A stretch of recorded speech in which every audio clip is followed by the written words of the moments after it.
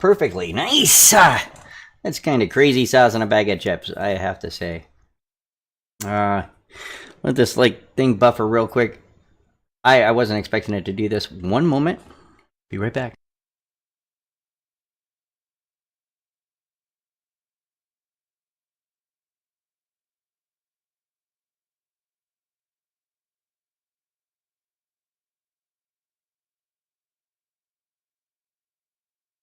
Okay, we're back.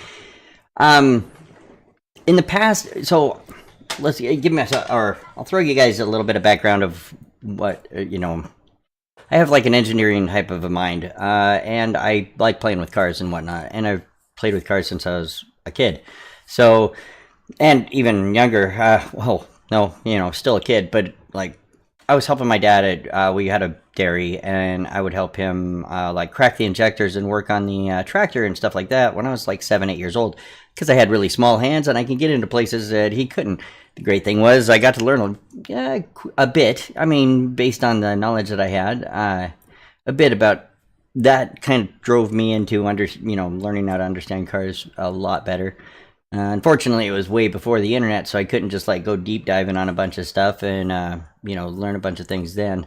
Now we're in the information era, right? Of every kind of thing that you possibly want to know.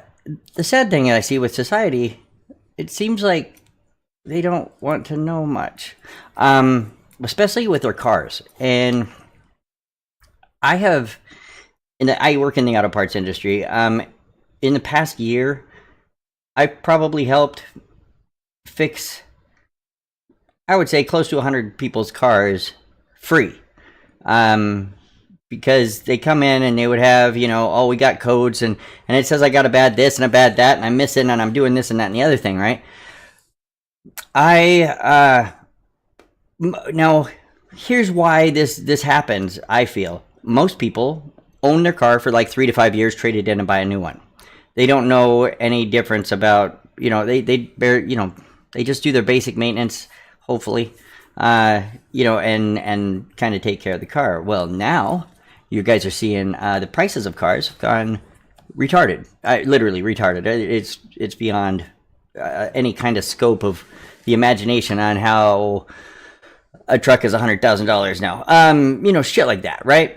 Now, when you're looking into like, well, I don't want to buy an old car because they're just going to have a bunch of problems.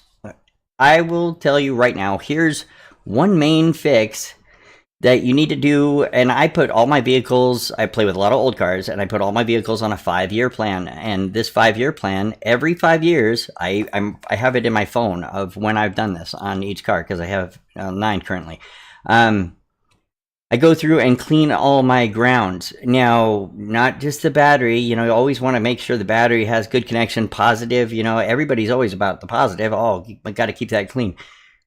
It completes a circuit. And the ground is, in my opinion, in the electrical system, the absolute most important thing you could possibly, it's the most important in the electrical system, period. Simply because when you could have all the power you want, but if you don't have a good ground, you're not starting. You're having weird things going on. You're having multiple electrical components, and the newer the car, the more electrical components they are. And if the ground's starting to take a shit and not give you a great connection for it, you're overheating your components and prematurely taking them out. It's a thing, and it's super important to really hit. And that's kind of, I was like, I just had to help 2 other people this last week, and I popped the hood and I'm like, oh my god, here's your problem. Let's, because you're having like a bunch of codes, right? And they don't make any sense. When you have multiple codes going on, there's something that's causing that. Sometimes a plug catalytic converter will cause multiple misfires. A car running really super shitty, you won't have any RPM after like 2,000 or 3,000 RPM. Well, 3 usually. About at $3,000, the car's going, yep, I don't got no more, man. And it starts falling on its face, and you're like, what the fuck? Plugged cat. It's so, but ground wires, a bad ground, won't start. I mean, bad ground, you get out of your car after driving and you smell like an electrical heating thing. 2011 Subaru that I just, that we have, we bought it and was getting this weird smell. It had other issues as well, wheel bearings, shit like that, that I was focusing on at the time. But then I kept getting out in the car and it was like on the right hand side, it smelled like electrical hot, right? And the car it still acted okay, but shortly after we got it, it took out the cam position sensor. So I started looking at it. I went to change the oil, and I was looking underneath, and I happened to glance over and see a ground strap that was completely sheared off, like either burnt off or like it got caught and it ripped. So I only saw one ground strap on a bolt. The piece of it's hanging out here, nothing in the middle, and another piece of a ground strap on the other side. And I was like, holy shit, okay, well, that's probably where I'm getting this electrical heat smell. So, and then when I replaced that, I did that at the same time I was changing the oil because it was like, well, I'm right there and fuck it. You know, I wanted to really look at the car underneath it anyway because I kept smelling this heat smell. I couldn't see anything from above. But I went and O'Reilly's, grabbed a ground strap, strapped it on. No more heat smell, no more electrical smell. Car runs great, whatnot. So, and at that time when I did that, I went through every single ground. Well, we've had the car for a mere just 3 years now, and I was just inspecting it the other day because now it seems like the starter's going out. And I believe that the starter solenoid is not engaging all the way. You still hear the starter motor spin, but you'll hear the engagement. The solenoid will sometimes engage and sometimes it'll start to engage and pop out and you'll hear just me, you know, you're like, oh, okay. Anyway, but when I went and did that, that's been 3 years ago, mere just 3 years. And this is a 2011, so more technology, more electrical. That was, when I was looking at the grounds, they were really rusted up. They had like a white little oxidization on them and shit like that. And it was like, man, you know, my Firebird, I've put on a 5-year plan, and well, it was 2018 when I did it last time. 2024, the end of 2024, an ignition igniter, the igniter that tells us coils when to spark, highly electrical, very necessary. Due to a bad ground or me not really cleaning those grounds in the 5-year plan that I normally have, I don't set an alarm. I should probably do that. But yeah, it popped. You know, it fried. I put a new one in. Didn't clean the grounds. Within a month, that one fried. And it's like, oh, it could be a bad one. And I'm like, no, I don't think it's a bad one, so to speak. So I went through, I cleaned all my grounds, and yeah, the main ground, the big wire ground down on the engine was full of rust on the one side. So it was only maybe a decent connection on half of, maybe. I wouldn't even say half of the eyelet had a decent metal, but that still had some white film on it and whatnot. And so, you know, you go through with a wire brush, and I cleaned all those.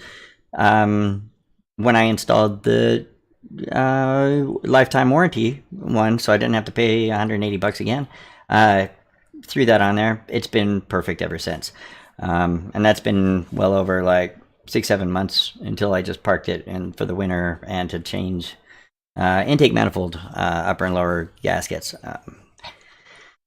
So I just wanted to run through that because I've been running into a lot of people that don't, you know, that can't afford a new car now, and so they will buy a used car, but then the used car, of course, it hasn't been as well maintained, you know, or possibly it's been really neglected in the last owner. Guarantee the last owner probably, I'm pretty sure, didn't touch fucking ground wires. And if you're having a bunch of weird little issues that, you know, that make the car act weird or give you a bunch of codes, or you're you're starting to smell any electrical smells when you get out of the car. And it's not a bad idea to walk around the car when you get out and just kind of take a sniffer, sniff test it. Because that could be a telltale sign of something going to go bad later. And it can start costing you a shit ton of money because it'll start taking out multiple components along the way. And it's all due to a bad ground. So I just wanted to jump on before I didn't have enough time to go racing today, but this has been on my mind, and I kind of was like, you know what, we really need to send something out to YouTube or whatever. But then I started looking at this, and hey, you know what, there's a fuck ton of information on, hey, grounds, how to ground your car, how to tell a bad ground. The vehicle starts acting like it's possessed, and this guy's 1 minute. Let's hear what this dude has to say. We'll jump on. That's loud. Sorry. Kickoff event at Dave Smith Motors. Welcome back to Top 5 Auto Repair. And see, now he's just nice and quiet. Bam. Okay, let's jump here. Bam. The law of attraction. Now we gotta listen to another one. People around the world hey, but the law of attraction is thing. Principle to manifest Issue in your vehicle. So ground always start at the negative battery terminal, and there's going to be a cable that connects to it, and it's going to go straight to the frame of the vehicle. It says it goes straight to the frame of the vehicle. You can't say that any metal components on the vehicle is going to be ground. For example, the frame is going to be ground, the chassis is going to be ground, the engine is going to be ground, the transmission is going to be ground, the door jamb is going to be ground, the metal in the trunk is going to be ground. Ground is going to be everywhere that has a metal surface. The most common problem that's going to cause ground issue is going to be rust, corrosion, or some sort of loose wires on the ground or side. corrosion inside the wires. Sometimes the wire, all sorts of electrical problem. You're gonna notice the alternator's not charging. You're going to notice that the tachometer light's gonna start to do flicker. weird shit. You notice you're gonna have a lot of unexplained engine codes. The AC compressor may stop working. You may also notice engine performance issue caused by engine sensor that have bad ground. You may also notice the transmission shifting radically, again caused by bad ground. So all these problems, exactly. Hard start, no start, dim lights, everything, right? You want to check the rust on the transmission. Basically, you just want to check everywhere. Also, you may notice clicking noise or buzzing noise coming from the fuel box area. Usually that's going to cause by the relay. So let's just say you got bad ground, the relay is not going to function properly, again causing that buzzing noise or some sort of odd rapid clicking noise. As always, thank you for watching. Subscribe to Top 5 Auto Repairs. That was brilliant, nice and concise. Probably should have just ran that and not said anything, but that's what I'm getting at is there is so many things that I tend to look to first. Is like, well, how good are your grounds? Let's get at that out of the way because it's free to you. You go out and clean them up. It takes, fucking anywhere from 10, 20 minutes, an hour, couple hours. It doesn't matter if it takes you all fucking day. You want to inspect not just the ground, the main ground, but all of the little ground straps. Everyone, so you get your car up on a ramp, so you can look up or jack the car up on one side or whatnot safely, jack stands, right? And take a look underneath and see if you see any ground straps and just unbolt them, clean them up, put them back on, clean up both sides. I've been using this fluid film or PB Blaster has a fluid film stuff.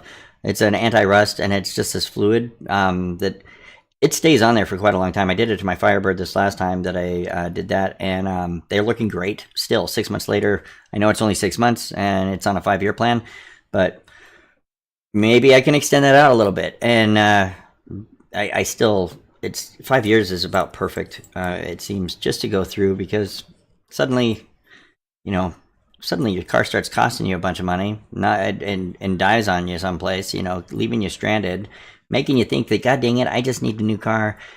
And all you need to do is clean your goddamn grounds, simple maintenance that so many people don't think of. Anyway, that's the end of this little thing. I just wanted to throw that out there because so many people can keep these cars alive for a lot longer. Just doing that will save you a ton of time, trouble, and money down the road.